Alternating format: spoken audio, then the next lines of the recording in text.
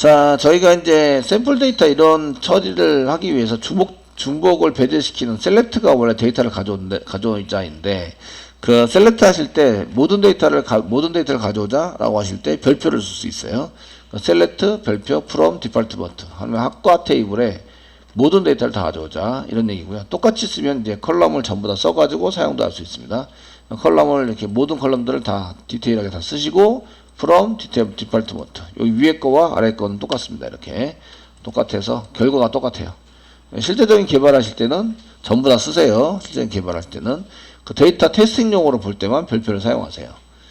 이렇게 사용하시고, 그 다음에 이제 저희는 중복된 데이터를 중복된 데이터를 배제시키는 방법에 대해서 이제 진행하고 있는데요. 자, 이거 중복된 데이터를 만들기 위해서 게시판의 스키마에 가셔서 그 샘플 데이터를 2번 실행하세요. 그럼 이제 요거 똑같은 자바가 그 엘리라는 사람이 이제 똑같은 글을 2번 쓴 건데, 넥스트 밸류만 달라지니까 시퀀스에서, 그래서 글 번호만 달라지게 되어져 있습니다. 되어져서 쓰시게 되고요. 지금 게시판이니까 셀렉트에서 이렇게 넘버로 디센딩해서 보자 이렇게 하시면 게시판 글이 이렇게 돼 있으시고요. 방금 전에 쓴 뭐 자바와 엘리 이런 게 이제 들어가 있는 걸 볼 수가 있으십니다. 근데 저희가 이제 보고 싶은 거는 누가 글을 썼지라는 걸 보고 싶어요. 보고 싶어서 지금 실습하실 때 이제 셀렉트 라이터 글 쓴 사람 보고 싶습니다. 항목 이름이 라이터죠. 라이터이고요. 프롬 보드 해가지고 실행하시면 얘가 이제 데이터를 이렇게 가져옵니다. 데이터를 가져오는데 그 LEE라는 사람이 2번 나왔어요. 그 목록에서 2번 이렇게 이제 했다 이렇게 쓸 필요는 없잖아요. 그죠? 그냥 한 번만 나오게 만드시는 게 낫겠죠. 이해되시죠? 예, 그래서 이걸 한 번만 나오게 만들어 봅시다. 되셨나요?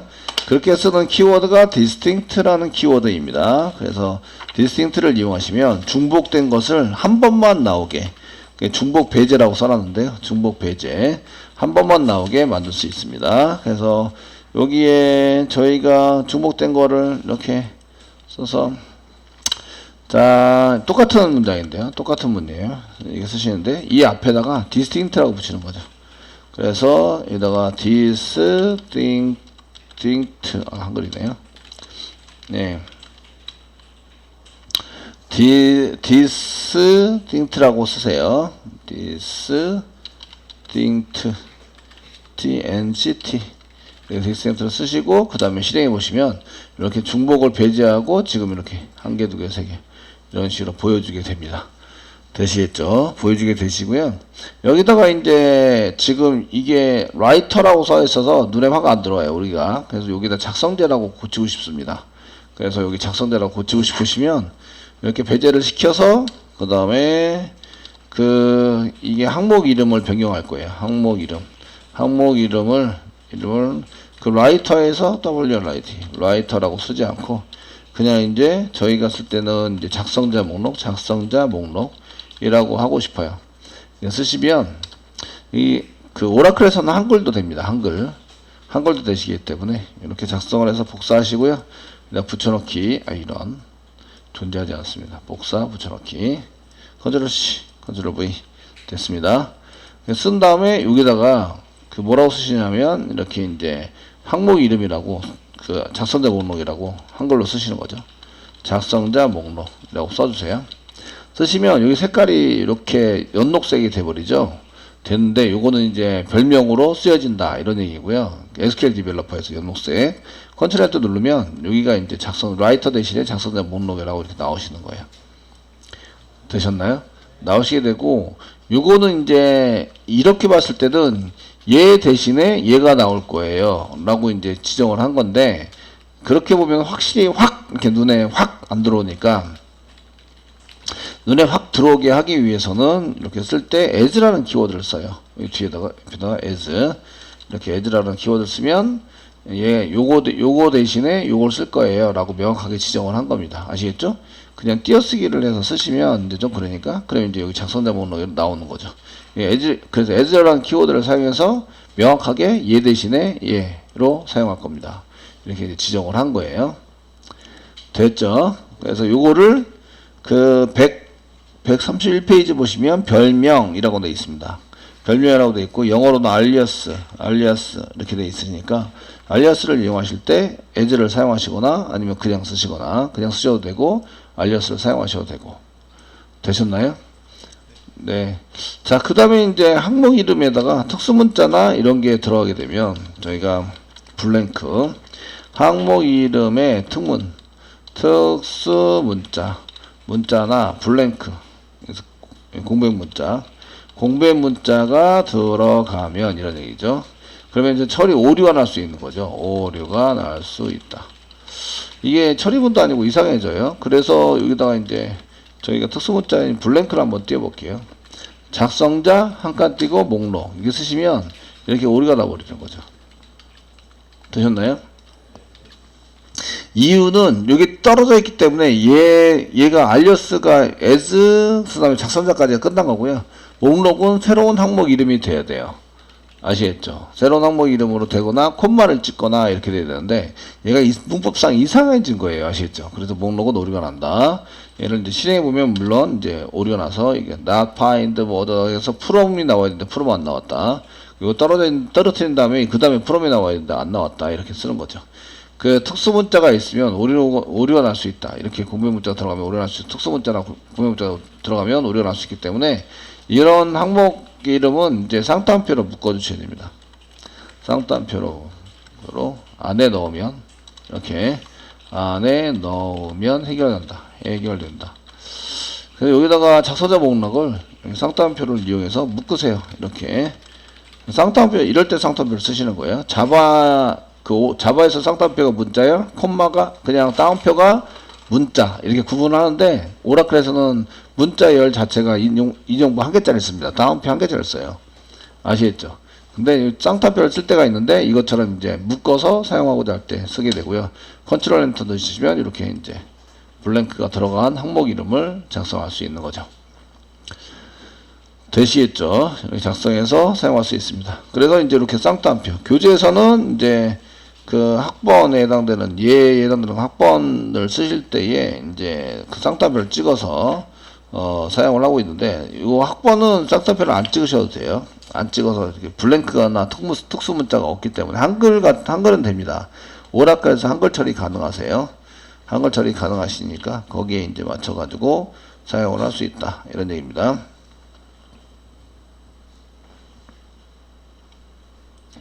자, 가져오려는 항목 이름이 라이터입니다. 라이터에 해당이 되고요. 프롬 부도에서부터 데이터를 이렇게 전부 다 끄집어왔어요.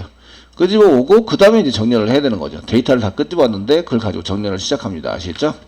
하시게 될 때 키워드는 오더바이입니다. 오더바이. 정렬은 뭘로 정렬할 거냐면 저희가 그 작성자 라이터에 해당되는 라이터 그 오름차순 정렬을 한번 해보고요. 차순 정렬.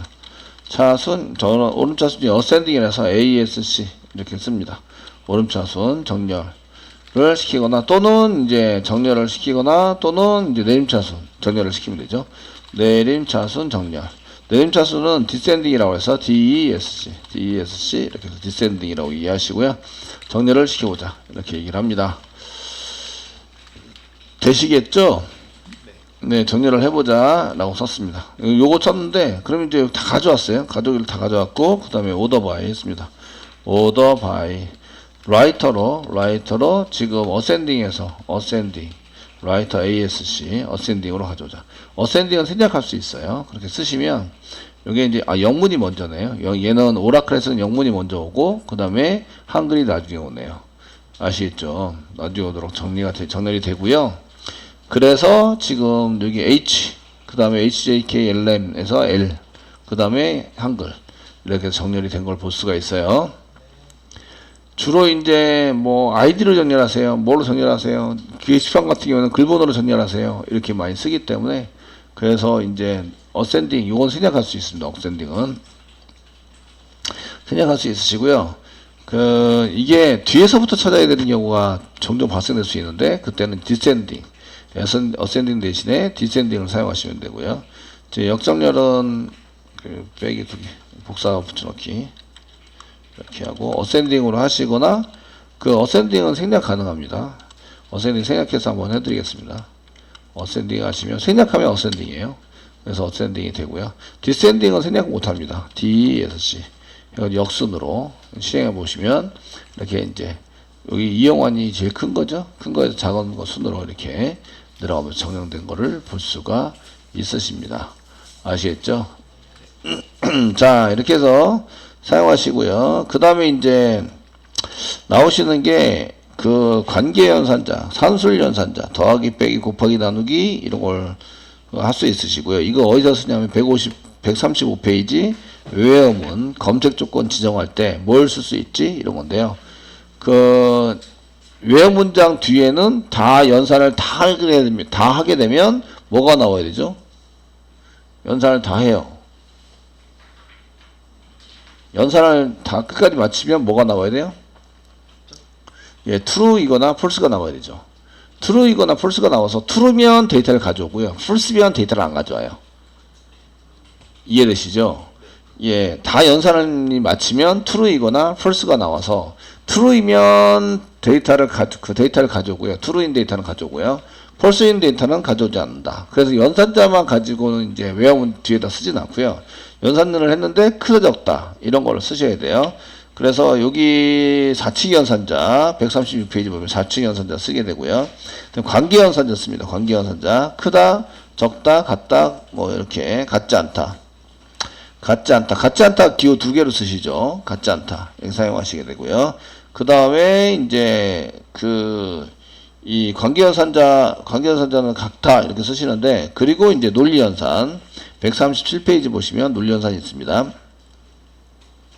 논리연산이 있으신데, 논리연산은 오와 and 오와 not은 이제 반대. 그 and 비교연산자 true냐 false냐가 이제 두 개 세 개 있을 때 and 오와 not을 이용해서 서로 이제 한 개로 결론이 한 개로 만들어서 사용을 하실 수 있으셔야 합니다. 무슨 얘기인지 아시겠죠? 있도록 사용을 하셔야 됩니다.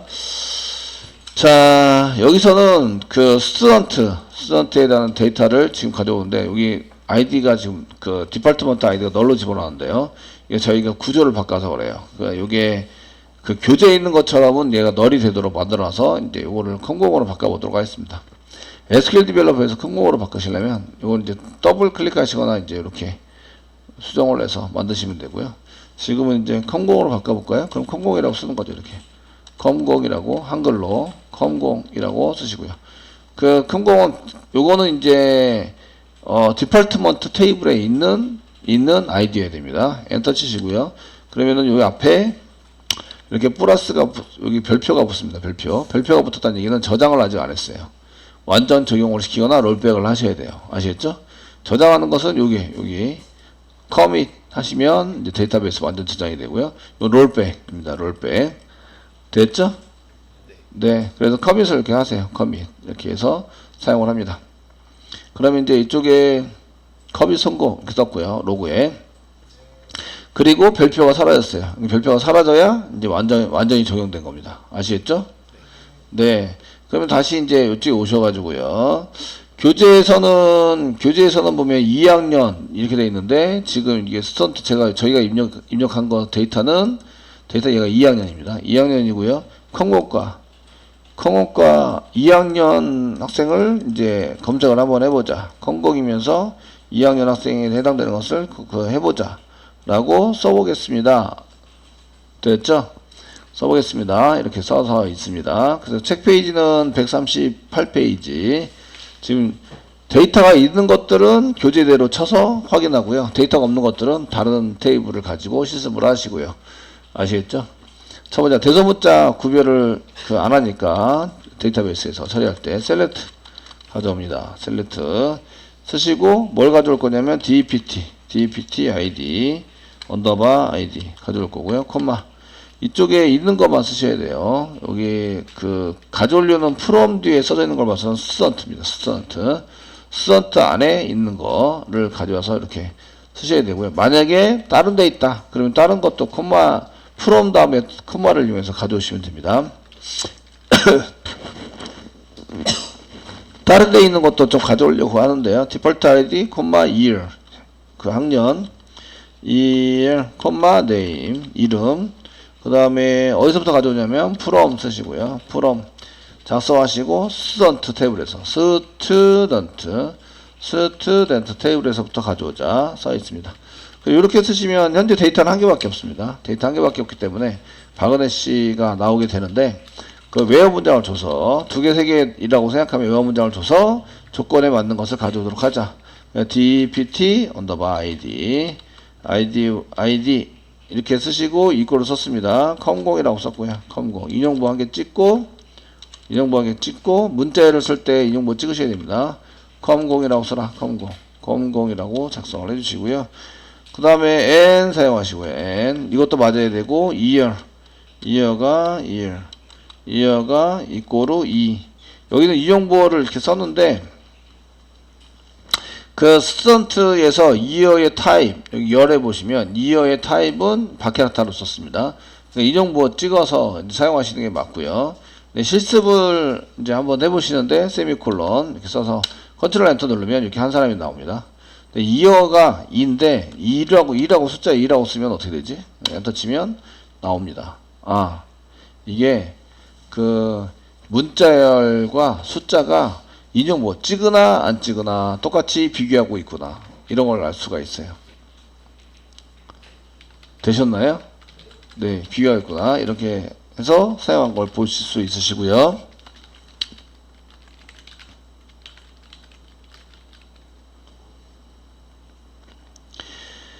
자, 이렇게 쓰는 거 하고 그 밑에 그 보시면 한 개 더 있습니다. 다중 컬럼 해가지고 컬럼을 두 개를 비교해야 돼요. AND를 이용하는 겁니다. 그 AND를 이용할 것 같으면 이런 얘기예요. 지금 이제 주석 처리해 드렸고요. 저희가 AND 연산을 이용해서 두 개 이상 AND 연산 논리 연산입니다.를 이용해서 그 두 개 이상의 컬럼이 같아야 합니다. 컬럼 이거 필드인데 컬럼이 같다라고 할 때 이제 다중 컬럼에 대한 검색을 할 수 있다. 이렇게 돼 있으시고요. 되는지 한번 보시면 되죠. 그래서 넘버 아이디 가로 열고 가로 닫고 이렇게 쓰시고요. 콤마를 써라. 콤마. 이어도 이게 넘버 아이디뿐만 아니라 이어도 검색을 할 거예요. 이렇게 쓰시고요. year. 저희가 year 검색을 할 거고 그 다음에 equal한 게 쓰시고요. 여기도 이제 다중이니까 com0이라고 쓰시고요. com0이라고 쓰시고 날짜에 해당되는 것을 써라. 가로 열고 가로 닫고 쓰시고 뭐 n 써가지고 이렇게 쓰시는 거 대신에 콤마를 이용해서 데이터도 두 개, 세 개 집어넣어라. 컨트롤 엔터 집어넣으시면 지금 인밸리드 어쩌고저쩌고 됐어요. 예, 가로 열고 갈 거를 두 번 이렇게 쓰셔요. 교재 보니까 두 번 써 있는데 한번 제가 그냥 쓴 다음에 했는데 이게 두 번 쓰셔야 되나요? 아시겠죠? 두 번 써가지고 사용하시면 이렇게 사용하시면 두 개 이상의 데이터를 이용해서 컬럼들을 이제 가지고 비교해서 사용할 때 이렇게도 가능하다는 것을 보여줬죠. 근데 이건 잘 생각이 안 날 거고요. 보통의 경우는 이렇게 전부 다 구현을 해서 사용이 됩니다. 그 엔드 연산자만 달러 한 개 있는 경우도 있지만 그렇지 못한 경우도 많아서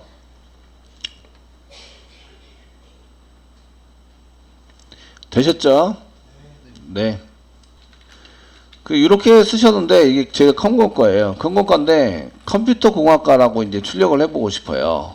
여기다가 출력을 해서 사용하고 싶습니다. 그러면 이제 디폴트먼트 네임이라고 쓰는 것을 이제 직접 출력을 하기 위해서 여기다가 컴공과라고 써서 이렇게 썼는데 여기 이제 데이터 가져오는 거 한번 보겠습니다. 가져와가지고 쓰실 때 조건에 맞춰서 쓰는 거는 똑같고요. 외화 문장은 요거 위에 걸로 쓰겠습니다. 이걸로 쓰시고 세미콜론에서 밑에 거는 지우겠습니다. 다 지웠습니다.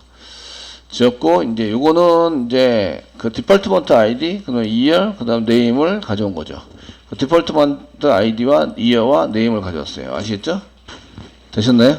근데 디폴트먼트 아이디 말고요. 맨 처음에 데이터 가져올 때 이제 과목 아이디하고 학과 아이디하고 학과 이름, 학과명, 그 다음에 이제 학년, 그 다음에 이름을 가져오자. 뭐 이렇게 가져오자. 이렇게 해서 가져오려고 그래요. 그러면 이제 지금 조건으로 붙은 게 컴공이죠. 컴공. 컴공의 이름은 컴퓨터공학과죠. 컴퓨터공학. 되셨나요? 예, 그렇게 쓰시면 여기다 아이디만 있는데 학과는 어떻게 하죠? 그지? 학과를 직접 1번 데이터로 쓸 수 있다. 데이터를 직접 여기다가 이제 컴퓨터공학과라고 쓸 수 있어요. 컴퓨터공학과 이렇게 쓴 다음에 콤마로 써요.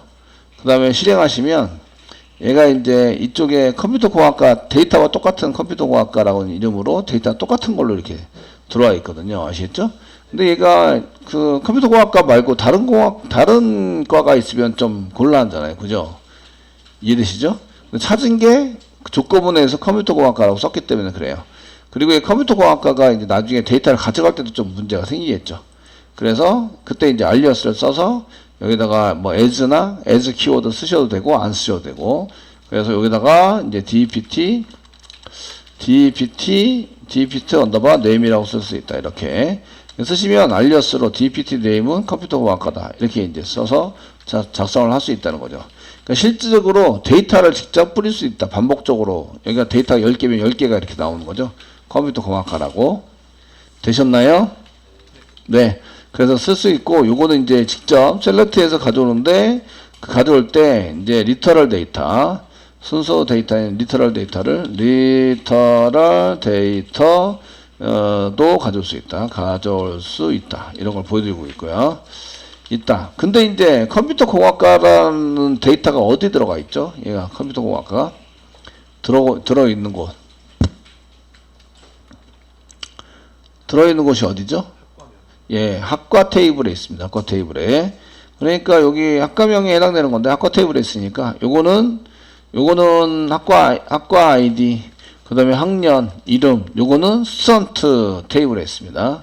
스턴트 테이블에. 학과명은 디파트먼트 테이블에 있습니다. 이해되시죠? 내가 가져오고 싶은 데이터가 테이블마다 흩어져 있어요. 흩어져 있다. 아시겠죠? 그래서 지금 현재 이렇게 학과명 빼고 이제 학과 아이디, 그 다음에 학과 학년 이름은 요거는 이제 어디 테이블에 있냐면 스튜던트 테이블에 있습니다. 얘는 스튜던트 테이블에 테이블에 있고요. 그 다음에 테이블에 있고, 그 다음에 이렇게 학과명은 어디 있다고요? 학과명은 디파트먼트 테이블에 있습니다. 테이블에서 가져오기를 할 건데, 이런 거를 조인이라고 얘기합니다. 조인. 두 개를 연결해서 조인이라고 얘기를 하고요. 두 개를 연결해서 데이터를 가져오자. 이해되시겠죠? 네? 두 개에. 그러면 어떻게 하느냐 이런 얘기입니다. 어떻게 하느냐. 지금 이제 가져오는 게 여기 보시면 디폴트먼트 테이블도 가져와야 되고요. 데이터가 있는 게 스튜던트도 있어요. 그러면은 from 다음에 from student 콤마 쓰시고요. 디폴트먼트 이렇게 쓰시면 돼요.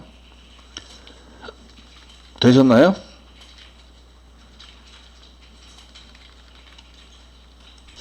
자, 그럼 이제 컴퓨터 공학이라는 게 테이블이 요게 디폴트먼트 테이블에 있어요. 그러니까 거기 안에 요게 디폴트 언더바 네임 이라는 컴퓨터 공학 대신에 컴퓨터 공학 이렇게 쓰는 거 대신에 디폴트 언더바 네임 이렇게 사용하시면 되고요. 컬럼 이름, 그 테이블 안에 컬럼 이름으로 있으니까 아시겠죠? 됐나요? 이렇게 실행해 보시면 얘가 이제 오류가 나고 있습니다. 그 ambiguous identity defined 성경 애매모호한 컬럼이 선언되어 있다. 그 애매모호한 것은 스턴트도 있고 디파트먼트에도 있고 그게 이제 디폴트 아이디입니다. 아이디. 요게 여기도 있고 여기도 있고. 되셨죠? 네. 이런 거는 어디에 있는 걸 찾아오겠다라고 지정을 안 하면 컴퓨터가 두 가지 선택지를 주는 걸 되게 싫어한다. 그걸 이제 컴퓨터에서는 오류라고 얘기하죠. 오류. 깔았다. 그래서 실제적으로 오류를 내고 있습니다. 아시겠죠? 자, 그럼 요 아이디는 스튜던트에 있는 거예요. 그러면은 스튜던트 쓰시면 얘가 해결이 됩니다. 이거 쓰셔가지고 실행하시면 이게 또 엠비리어스 스튜던트의 컬럼 엠비리어스 디파인 요것도 디폴트 아이디만 있는 게 아니라 얘도 있네요. 여기 똑같은 거. 그러니까 스튜던트 점 이렇게 씁니다. 스턴트에 있는 디파트먼트 아이디를 가지고 이제 검색해서 사용하자. 이렇게 쓰시면 이렇게 나옵니다. 되셨나요? 네, 나오게 되고요. 근데 이 사람이 컴공과인데 잘 보시면 디파트먼트 네임이 여기 컴공과 데이터 바그넷이라는 데이터 한 개 있었어요. 한 개. 한 개. 근데 한 개가 나와야 되는데 세 개가 나와버렸네. 세 개. 학과를 보니까 학과는 컴공과예요, 지금. 학과는 전부 다 컴공과인데 거기에 디파트먼트 네임은 있는 걸 다 가져왔어요. 내가 있는 거를. 이게 그냥 이렇게 쓰면 있는 걸 다 가져오자 이런 뜻이 되는 거예요. 아시겠죠? 되시겠죠? 있는 게 몇 개예요? 3개. 그러니까 1 곱하기 3 해가지고 3개가 된 거예요. 데이터 3개가 됐다. 되셨나요? 예. 이게 그냥 저희가 강제적으로 이렇게 만들 때가 있어요. 학생이 있는데 그 수업 일수가 날짜가 쫙 있어요. 출석글을 하는 걸 만들고 싶어요. 그러면은 n 곱하기 n 해가지고 아시겠죠? 학생 수 10명이면 날짜가 20개다. 그러면은 10 곱하기 20에서 200개를 만들어 놔야 돼요. 저장할 수 있는 공간을. 그럴 때는 이렇게 써요. 쓰기도 해요. 되시나요? 근데 그럴 때 이외에는 이렇게 안 써요. 제가 가지고 오고 싶은 거는 컴공과, 컴퓨터공학과 요겁니다. 컴퓨터공학과의 바그넷이에요. 이렇게. 가지고 싶은 거예요. 됐죠? 됐죠? 그러면은 조건이 한 개 더 따른데 여기 컴공과에 해당되는 아이디와 이쪽에 스튜던트에 있는 아이디가 같은 거. 컴공과면 컴공, 컴공 이렇게 돼 있는 거. 걔를 가져오자 라고 한 개 더 붙여주셔야 돼요. 됐죠? 그래서 이렇게 쓰시는 조건 말고요. 조건을 이렇게 가로를 갖고 쓰겠습니다. 이것도 만족해야 되는데 n 그 다음에 만족해야 될 거는 스튜던트에 점 쓰시고요. dpt underbar id 같아야 합니다. 같아야 합니다. 이꼬르 지금 디파트먼트에 있는 dpt id가 같아야 합니다. id 이렇게 같아서 가로 닫고 같아야 합니다. 라고 쓰시고 엔터 치시면 이렇게 내가 원하는 데이터를 가져올 수 있는 거죠. 컴공과고 컴공이니까 컴공과 나와야 됩니다. 컴공과 나와야 되고 2학년이고요. 바그넷이다. 이렇게 나오게 됩니다. 이런 걸 뭐라고 한다고요? 조인이라고 한다. 조인이라고 합니다. 되시겠죠? 조인이라고 얘기를 하고 이렇게 조인하는 것을 이제 내부적으로 같은 것을 조인한다. 그래서 이퀄 조인이라고 하는데 이퀄 조인이라고 하면서 내부 조인이라고 그래서 이너 조인 중에서 이퀄 조인이다 이렇게 얘기를 합니다. 지금 하신 거는 이제 같다 조인할 때 조인 중에서 같은 조인 같은 조인을 했다 이렇게 얘기를 하고요. 같은 데이터끼리 조인을 한 거고요. 이렇게 조인하는 종류 중에서는 얘는 내부적으로 맞게 썼다. 그래서 이너 조인이라고 얘기합니다. 이너 조인 안에 내부적인 조인 중에서 조인 안에 같은 것을 가지고 조인하는 이퀄 조인이라고 얘기합니다. 이퀄 중에서도 이퀄 조인. 이퀄 조인 아니고 이제 다른 것도 조인 레프트 이퀄 조인, 라이트 이퀄 조인하고 이런 것들이 있어가지고요. 그런 것에 해당되는 것을 이제 조인에 맞춰서 사용할 수 있도록 만들었습니다. 되시겠죠? 이러면 이제 테이블 2개인 거를 from 다음에 테이블 1개, 2개인 거를 따로따로 찾아가지고 쓸 때 셀렉트 다음에 이제 컬러뷰를 막 쓰고 애매하게 이제 두 군데 동시에 들어있는 거를 이렇게 어디에 들어있는 거다라고 확실히 지정해주고 외워 문제에서도 마찬가지 지정해주고 거기에 있는 프라이머리 키 있고 포린 키 스턴트에 있는 게 포린 키죠. 디파트먼트 아이디 참조하는 키에 해당되는 것이 디파트먼트에 있는 디파트먼트 아이디에 있는 거와 동일한 것을 찾도록 이렇게 지정을 해주시면 얘가 이제 그 원하는 데이터들을 여러분들이 확인해서 가져올 수가 있다. 아시겠죠? 되셨나요? 이 조인은 아주 기본적입니다. 여러분들이 코딩 하실 때 잘 하셔야 되고 많이 해보셔야 됩니다. 이해되시겠죠? 예. 이렇게 쓰시면 이제 뭔가 중구난방하고요. 어떤 거는 스턴트라고 붙이고 어떤 거는 안 붙이고 그럼 얘는 어디 있는 거야? 얘는 어디 있는 건지 잘 모르게 되죠. 그죠? 그리고 붙일 때 얘가 길어요. 너무 깁니다. 기니까 짧게 쓰는 게 좋겠죠. 짧게. 이해되시죠? 짧게 써가지고 사용하는 게 좋겠습니다. 그래서 알리어스를 사용하세요. 알리어스. 이 스턴트라는 것을 이게 길게 써면 좀 그러니까, 요 뒤에도 얘도 뭐 어디에 있다라고 전부 다 지정을 해줘야 되니까, 스턴트 다음에 맨 처음에 찾는 게 셀렉트 가져올 건데, 여기서부터 가져옵니다. 얘가 1번 도착하는 곳입니다. 그래서 스턴트라고 이렇게 길게 쓰시면, 이렇게 계속 길게 쓰셔야 됩니다. 이렇게. 그러니까 여기다가 한 칸 띄고, S. 붙여주세요. 그러면은 얘가 스턴트 대신에 뭘 쓰게 된다? S라고 쓰시면 된다. 이걸로 찾아가는 게 아니라 이후부터는 이걸로 찾아가는 거예요. S. 됐죠? 예, 찾아가게 되고요. 디폴트 폰트도 그냥 D라고 쓰는 거예요. D. 그럼 얘가 어디 있는 건지 써보겠습니다. 셀렉트, 그 다음에 찾아가는 게 셀렉트죠. 조건에 맞는 거. 셀렉트하고 웨어 문장은 그 다음에 똑같은데요. 그 웨어 문장은 프롬을 계속 제일 먼저 찾아간다. 이렇게 보시면 되겠고. 그러면 이제 스튜던트라고 쓰는 것 대신에 S라고 써야 돼요. S. S에 있는 디폴트 폰트 아이디. 디폴트 폰트 네임은 요거는 어디 있는 거야? 디폴트 폰트 테이블 안에 있죠? D. 점이 여기 안에 있는 이런 뜻이죠? 이 안에 있는 이거. 됐죠? 이어는 어디 있는 거죠? 스튜던트 안에 있는 거예요. 스튜던트 S. 네임은 뭐죠? 학생 이름이니까 S. 얘도 스턴트 안에 있습니다. 이렇게 전부 다 붙여놓는다. 그러면 형태가 다 똑같죠? S. 컬럼 이름, 그 다음에 D. 컬럼 이름, 뭐뭐. 이런 식으로 해서 계속 형태를 똑같이 만들었죠? 이해되시죠? 어떤 놈은 붙어 있고, 또 그것도 길게 붙어 있어. 이러면 보기가 되게 불편해요.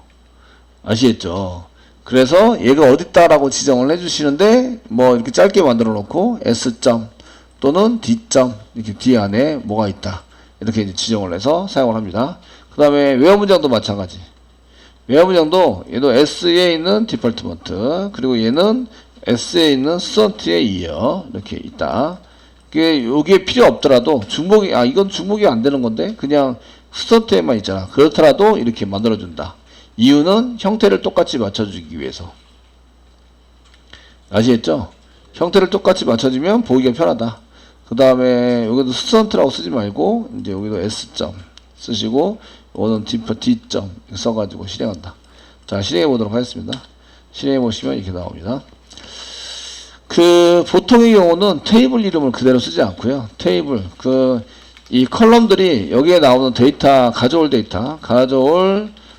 데이터가 어디 있는지 지정을 해야 됩니다. 지정하는데, 그래서 이제 테이블 이름, 테이블 이제 컬럼 이름, 이렇게 이제 구별해서 쓰셔야 되는데, 테이블 이름을 이제 길게 안 쓰고 너무 길어지니까 형태 보기도 힘들고 하니까 테이블 이름이나 이런 것들을 약자로 이렇게 한 개씩 짧게 집어넣어 줍니다. 아시겠죠? 집어넣어서 얘는 어디 있어요? 여기는 스턴트에 있어요. 얘는 디폴트먼트 있어요. 이런 식으로 해서 약자, 요걸 알리어스라고 얘기하죠. 별명을 만들어서 집어넣어 주게 되고요. 집어넣는다. 그 다음에 마지막으로 이제 조건에 해당되는 것은 요 조건인데요. 조건은 일반 조건. 우리가 일반적으로 맞춰야 되는 조건을 먼저 쓰시고요. 얘를 가로 열고 닫고 묶어주세요. 가로 열고, 가로 닫고. 이렇게 묶어주시고요. 그 다음에 n 쓰세요. n 쓰시고요. 그 다음에 하는 게 조인 조건입니다. 조인 조건. 저희가 조인 조건을 여기다 쓰시는데요.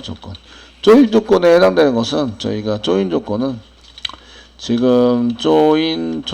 primary key 이꼬로 pk 이꼬로 foreign key입니다. 이꼬로 foreign key를 쓰시면 됩니다. 조건에 해당되는 것은 pk 이꼬로 foreign key fk. 순서는 pk하고 fk는 바뀌어도 되죠. 바뀌어도 되니까. 요게 지금 S 스턴트의 디폴트 폰트 아이디가 fk입니다. fk. 되셨나요? 네. 요게 pk입니다. pk. 됐죠? 관련을 줘서 사용되는 거. 테이블이 두 개면 두 개의 테이블이 서로 관련 있는 것끼리 가져오게 되는 거죠.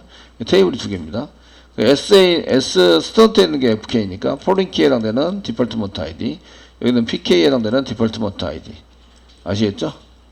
예, 이거를 이꼴로 묶어주는 게 조인입니다. 조인에서 equals 조인 같은 거에 해당되는 것을 가져온다. 되셨죠? 네, 별로 어렵지 않습니다. 이건 숙달시키면 되고요. from 다음에 가져올 테이블이나 데이터 여러 가지 분산되어 있는데 다 콤마를 이용해서 계속 나열하시면 돼요. 계속 그 상품인 경우에는 이렇게 이제 이렇게 상품 테이블을 만드는데 조인을 해서 가져오는 경우가 종종 발생이 되시는데요. 작성에 대해서 이게 누가 구매했지? 이게 이런 거를 할 때 구매자 아이디만 저장해 놨는데 데이터로 아이디 말고 이름이나 연락처도 보고 싶어요? 그러면 조인해서 가져오는 거죠. 가져와서 테이블이 두 군데 있어요. 상품 구매 테이블과 그 회원 테이블, 그렇게 테이블이 두 개가 있게 됩니다. 이런 것들은 아주 기본적으로 조인은 다 하셔야 한다라고 생각하시면 되겠고요. 아시겠죠? 되셨나요? 하시고요. 그 다음에 여기 이제 그래서 알리어스 프롬 뒤에 이제 이렇게 컬럼을 쓸 수도 있고 그 다음에 셀렉트 문장을 쓸 수도 있습니다. 써가지고 사용할 수도 있으시고 대신에 알리어스 붙여서 짧게 만들어 주시고 그 뭐뭐.뭐뭐 이런 식으로 형태를 다 맞춰 주시고요. 그러면 이제 보기도 편하고 이제 아 얘가 어디 있구나 이런 걸 명확하게 알 수 있는 거죠. 그리고 이제 그 일반 조건을 먼저 쓰는 이유는 일반 조건을 하면 데이터가 확 줄어요. 데이터가 많은 데이터 중에서 확 줄어서 몇 개의 데이터만 가져오게 되는 거죠. 그리고 이제 조인을 해라 이거죠. 같은 것끼리 비교를 나중에 하시면 만약에 데이터가 전체가 데이터가 10,000개가 있었어요. 근데 일반 조건을 딱 했더니 이게 10개만 나왔어요. 10개. 일반 조건에서 10개. 아시겠죠? 그러면 10개를 비교하시면 10번만 비교하시면 되잖아요. 그죠? 되셨나요? 순서를 바꿔요. 순서를 바꾸면 왼쪽부터 오른쪽으로 실행이 되겠죠? 그러면 조인 조건을 먼저 하겠죠? 조인 조건을 먼저 하시면 10,000번 비교를 하게 되죠? 10,000번 비교해서 데이터랑 전부 다 연결해 놓을 거 아니에요. 그죠? 그리고 나서 비교한 데서 조인 조건을 하시면 이걸 10,000개를 10개로 만드는 거죠. 만들어서 사용하시면 거의 몇 배에 해당되는 이제 검색을 하셔야 한다. 속도를 이렇게 속도 차이가 많이 많이 나게 되는 이런 처리가 됩니다. 그러니까 조건문에서도 어떤 걸 앞에다 쓸 것인가를 결정하셔야 되는데 이 조건문에 해당되는 것은 보통 여기 일반 조건, 조인 조건을 쓴다 이렇게 얘기했는데 그 이유는 그 왼쪽 편에 왼쪽 조건을 이제 그 데이터가